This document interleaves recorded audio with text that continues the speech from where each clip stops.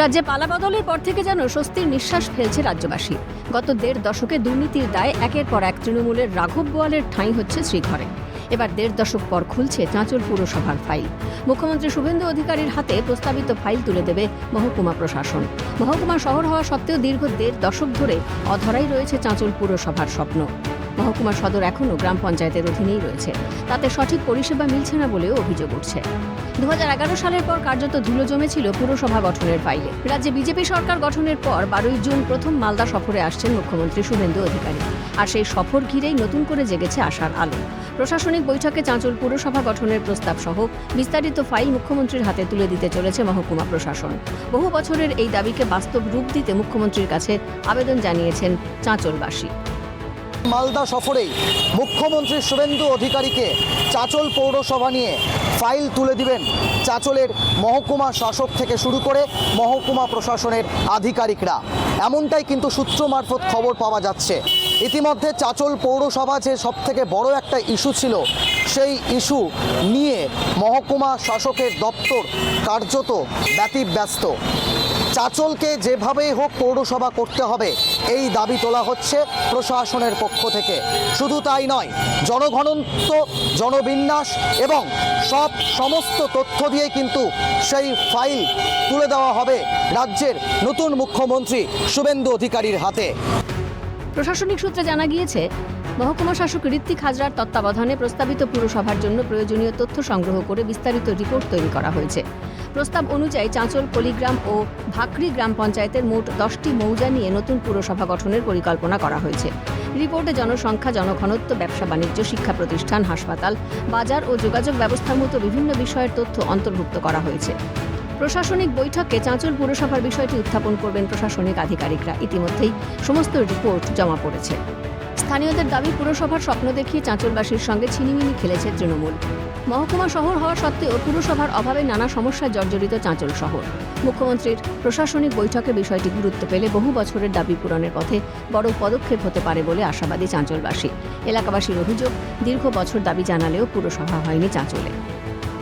হ্যাঁ, আমরা চাঁচলবাসী এটাতে তো আশার আলো অবশ্যই দেখছি, কারণ চাঁচলে যে ইনফ্রাস্ট্রাকচারটা রয়েছে, যে পরিকাঠামোটা রয়েছে চাঁচলের, সেই পরিকাঠামো কোনোভাবেই কিন্তু গ্রাম পঞ্চায়েতে যায় না। এখানে এত বিদ্যালয় রয়েছে, এতগুলো কলেজ রয়েছে, এতগুলো ব্যাংক রয়েছে, একটা সুপার স্পেশালিটি হাসপাতাল রয়েছে। চাঁচল গ্রাম পঞ্চায়েত এবং যারা বাইরে থেকে আসে তারা প্রত্যেকে দেখে বলে এই পরিকাঠামোতে গ্রাম পঞ্চায়েত কেন, কি করে হয়। সাথে সাথে আমাদের মাননীয় মুখ্যমন্ত্রী শ্রী শুভেন্দু অধিকারী মহাশয়ের কাছে আমরা আবেদন রাখাচ্ছি, আমাদের চাঁচলবাসীর দিকে তাকান, আমাদের মালদার উন্নয়নের দিকে তাকান। আমরা তো সকলেই একসাথে উন্নয়নের পথের দিকে হাঁটবো, নিশ্চয়ই আশা করছি। বিগত মুখ্যমন্ত্রী মাননীয় উনি তো কিছু করেই যাননি, উনি খালি প্রতিশ্রুতি দিয়ে গেছেন।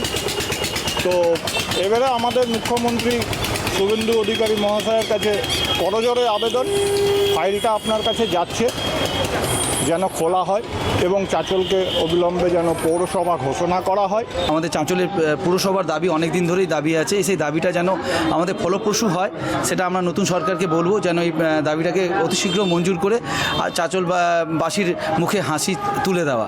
শুভেন্দু অধিকারী মহাশয়ের কাছে আমাদের বিনীত চাঁচলবাসীর পক্ষ থেকে আমার আবেদন যে চাঁচলের পৌরসভা খুবই জরুরি। চাঁচলে আর গ্রাম পঞ্চায়েত চলে না। চাঁচল যেভাবে বেড়েছে তাতে করে গ্রাম পঞ্চায়েত আর থাকাটা আমার মনে হয় ঠিক নয়। এখানে দ্রুত পৌরসভার দাবি করছি।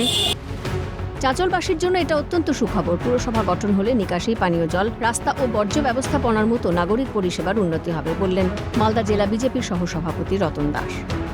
চাঁচলবাসীর উদ্দেশ্যে খুব সুখবর এটা যে মহকুমা শাসক এবং চাঁচলের সমস্ত আধিকারিকরা আর তার যে রূপরেখা সেটা তৈরি হয়ে গেছে, আর সেইটা আগামী 12 তারিখে প্রশাসনিক বৈঠকে আমাদের পশ্চিমবঙ্গের মাননীয় মুখ্যমন্ত্রী উনি আসছেন আর ওনার হাতে তুলে দেওয়া হবে।